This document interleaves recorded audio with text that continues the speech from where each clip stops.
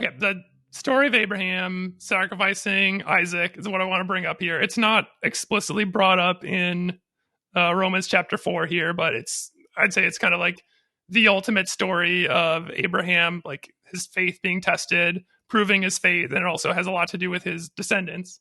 So I wanted to bring that up because it's a very commonly cited story. It's an example of faith. It's another one of those stories that I feel like Christians love and embrace this story because it does have a happy ending. At the end of the story, he doesn't have to sacrifice Isaac. God swoops in and stops him at the last minute. But I still feel like it's another one of those stories from the Old Testament where God is not really the good guy here. And the only way you can see him as the good guy is if you go in with the preconceived notion that God has to be good. I'd say if you read this story straight, it's like, yeah, it's good that he doesn't have to go through with it in the end, but it's still not great from my perception that God wants Abraham to prove himself, prove his loyalty. It seems a little bit cruel and manipulative to me. It also sets a bad precedent because there have been other stories of people who feel like they've heard from God and feel like God is testing their faith, and they actually literally have gone through with it and sacrificed their own children to prove their faith in God. I've heard a lot of people praise Abraham for his faith in this story and talk about how God is always good no matter what the Bible says about him. So my question for you, Jeremy, how do you view this story as a father?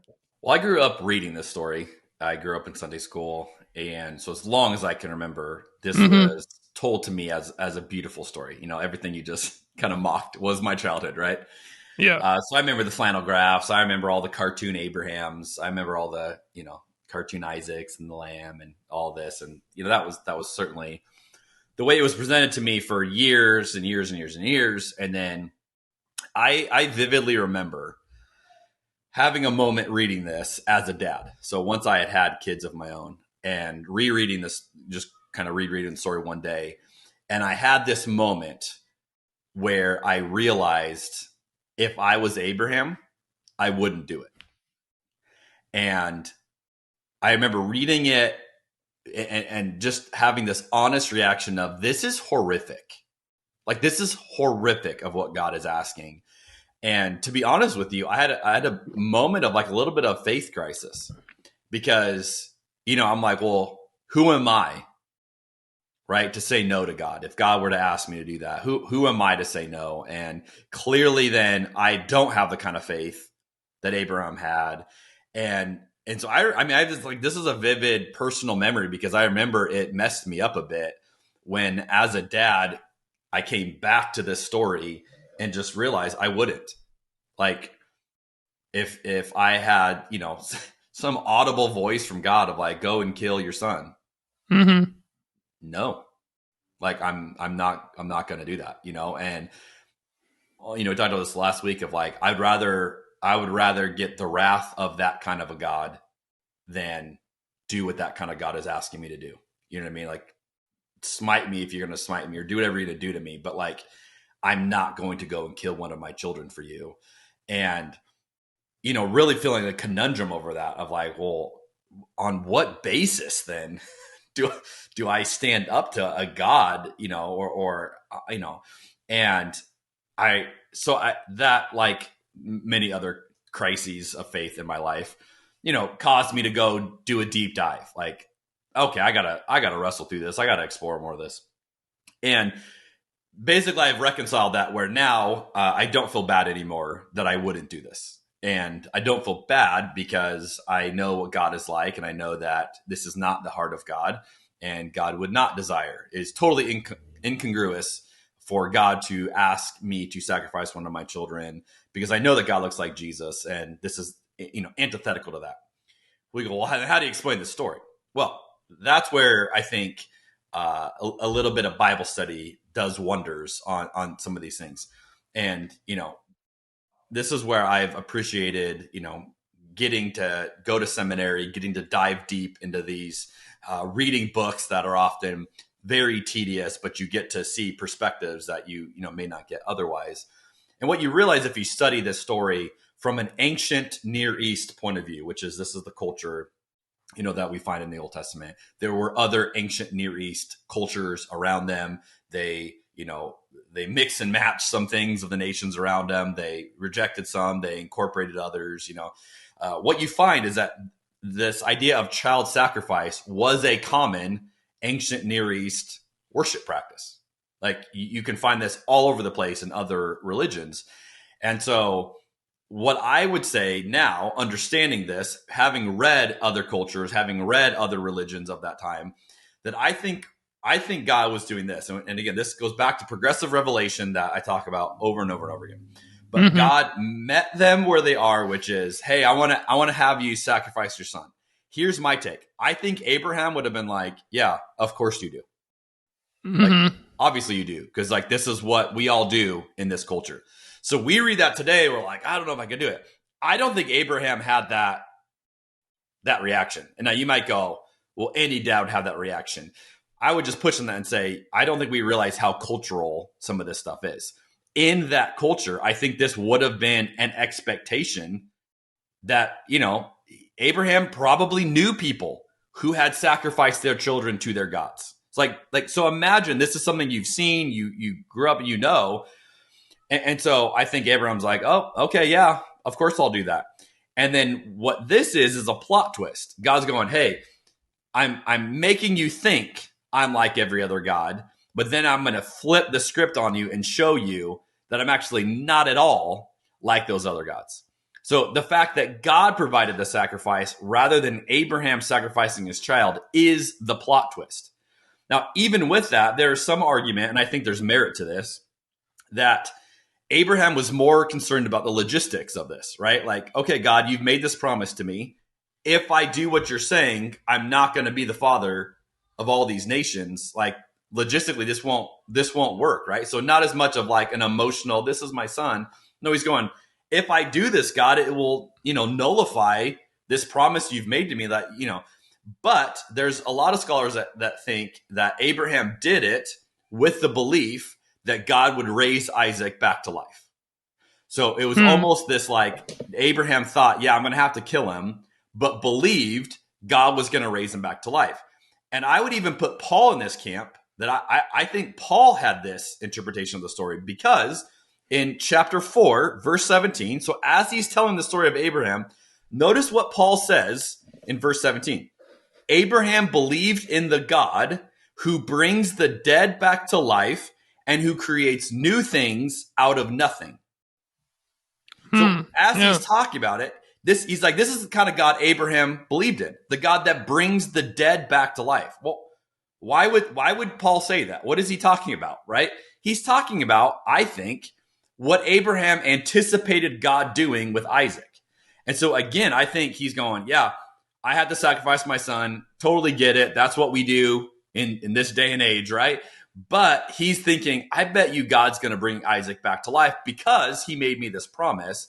And so he has a hope, and that's where the faith was. Now, again, we can look at all this today and go, that is monstrous. That is absurd.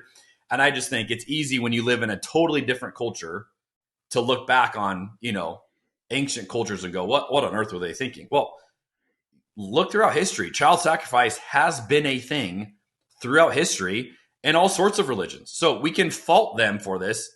Obviously it's horrific, but this was normal to them. This was something that they did. And so I think Abraham is operating within that framework, but expecting something to come of it. Now, today, here's the difference. Today, it would be utterly illogical, now that we have seen God to be revealed in Jesus, for God to ask someone in today's culture to do the same thing as Abraham, which is where I think some Christians who make the same argument are like, yeah, if God said that to you today, I hope you'd be willing to do it. I mean, BS. No. Like, horrible interpretation of this. God would not ask you to do it today because, number one, you don't live in that culture. And number two, we have seen God to be revealed to be the opposite of this. Abraham had not seen that yet. This was part of God revealing, hey, you may think I'm like all these other gods, but I'm actually not like these other gods. And here's a twist on that. I'm gonna make that point. Thank you for saying that. I don't know if I've heard another pastor say, basically say like, it's okay to say I wouldn't do it. I feel like normally when this passage is preached, they say like, that's a test. I don't know if I could do it. That'd be tough, but God is more important than family.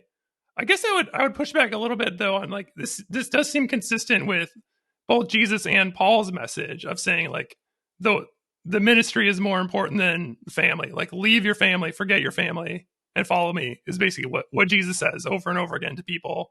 And then Paul saying like it's better not to be married so that you can. I wish everyone was like me and be single so you can just focus on the ministry. It also reminds me of your blog post you just did where you talked about Tozer, right? How like Tozer's wife said she had some quote about how he loved Jesus more than he loved his wife, and you were calling him out on that kind of behavior as well. So that's fascinating. Well, yeah, and I would just say there's a difference between, loving your family less than you love God and being willing to kill your child. So I would just caution us a little bit putting that. Well, see, Jesus said the same thing. I would say, no, it's not the same thing. I just didn't say to kill anyone. Right. I understand the point you're making, but I would just say I don't think Jesus makes this argument. And I don't think Paul makes this argument either in not wanting to be married. The point I was making in the blog post about Tozer was, if you read Matthew 25, Jesus puts himself relationally into any situation in which the least of these, the most marginal, vulnerable person we would interact with, Jesus says, whatever you do to that person, you do to me. Which then I would say this would obviously include your children, your spouse, right? Jesus saying, and I am the person and anyone in need around you, like what you do to them, you do to me. So I would actually say, like, again, if we follow Jesus's ethic, we would never be able to treat someone like this because I could never do that to Jesus. Like if I see Jesus in my son and then I have this sense, well, God asked me to kill my son. Like, no, I'm not going to kill Jesus. Like Jesus is in my son, so there's no way I could follow that because of my faith in Jesus, because I know that it would be, contrary. And again, here's where this gets sad to me. And there's been examples of this, but like people who have mental illness and hear voices and they perceive that is, the voice of God and like, well, God told me to go and kill someone. And they use the story of Abraham as justification. And sadly, the way most Christians understand this passage, there really isn't a way to refute that. Mm-hmm. You know what I mean? The traditional way of, well, yeah, they just had really good faith. And unfortunately, they were just hearing voices and it's like, well, how do we know Abraham wasn't hearing voices then? Like, there's no, you have to have some other criteria as to why you would or would not do this. And to me, I would adamantly not do that because I have seen Jesus. I have seen the person of Jesus who God looks like. And I would say that is absolutely contrary to who Jesus is. That's kind of another topic in general, but I feel like that's kind of just a problematic implication with the way that God speaks through the prophets in the Bible. You know what I mean? Like, because like I've asked the question before, like, why doesn't God just communicate more clearly? Why does he speak through specific people? Because it's like, especially when you get to like the major prophets in the Old Testament, it's always this pattern of God gives his true message to one guy who's like wailing in the streets and no one's listening to him. And I just feel like you're setting yourself up for failure, right? Because anyone could say, I have a message from God and no one will listen to me. We have this today. We literally have people like on the sidewalk proclaiming what God is speaking through them and no one listens to them. But maybe those people are the real prophets of today. Who's to say? Who's to say is you ultimately look for the fruit in their life and whether what they're saying, makes any sense. And you have this all throughout the scriptures, and there's times where the actual prophets of God, smack talk the fake prophets and like, all right, if that comes to pass, everything I've said is false. And, this guy's true. But if it doesn't come to pass, this guy's a phony, and it's like, it's biblical smack talk. And, God would eventually say like, this one is, proven true. But this is where faith comes in. And so, you have the same things today, which is where we need to rely on the Holy Spirit inside of us to say, all right, how do I discern the street corner person yelling at me in a megaphone, whether or not that is true? Or the preacher on stage on a weekend. Like, how do I discern whether what he's saying is true? Or anything in between, there's got to be something else other than I just blindly listen to a person telling me. No, you have to like literally use your brain, which is why we do this podcast. It's not that you would listen to, well, Jeremy's answer is this. That's the right answer. Or Jeff's answer. No, it's teaching you to think, teaching you to like apply faith, apply reason, apply your doubt and go, how do I wrestle through this so that when you're sitting in church or when you know, meet that Christian on the street corner or when someone hands you a pamphlet or something, you have some criteria to logically reason through, is there merit in what they're saying or not? Do you think that podcasters are the prophets of today, Jeremy? Wow, it's a broad brush to be painting with. I think the local church is still incredibly powerful and offers a lot. So I'm not writing the church off. I think that one of the limitations of the local church is that it's a monologue. It's not designed, especially in its current cultural form in America, it's not designed to engage much, you know, dialogue, debate, discussion. And so I think one of the challenges is if you attend a weekend service and you don't agree with the person on stage, a lot of people feel stuck. Like, well, what do I do?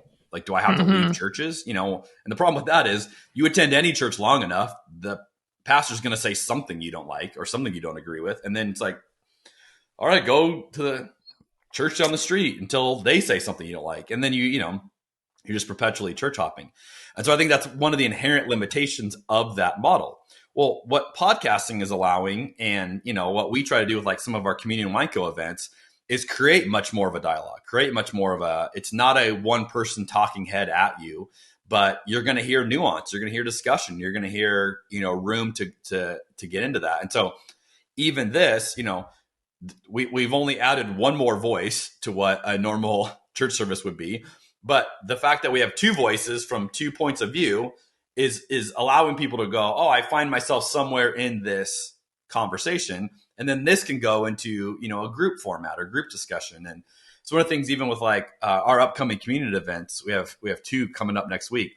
I'm going to really focus on, you know, more like really leaning into the dialogue with people and getting them to be way more engaged, because that to me is where we've got to keep finding ways to do that, where it's not just, hey, Christianity is listening to the right person talk all the time, but Christianity is learning how to engage yourself in the conversation, think for yourself, and be an active part of, you know, whatever it is that you believe. I appreciate you giving such a thorough and thoughtful answer to kind of a joke question there. That was great.